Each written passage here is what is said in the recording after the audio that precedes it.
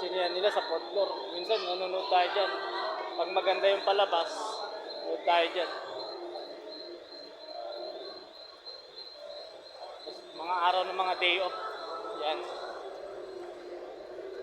Ngayon yan, nalagpasan na ako ng mga kasama ko niyan. Pero saglit ko lang hahabulin yun.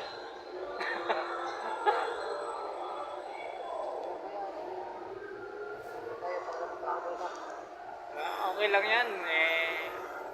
Okay lang kahit di may ibang araw pa. Ang inano natin tong araw na ito na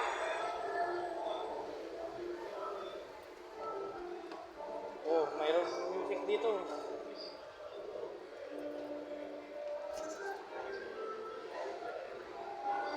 Ang instrumento di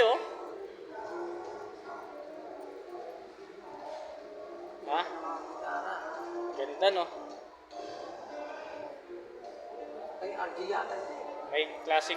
May classical guitar pa no?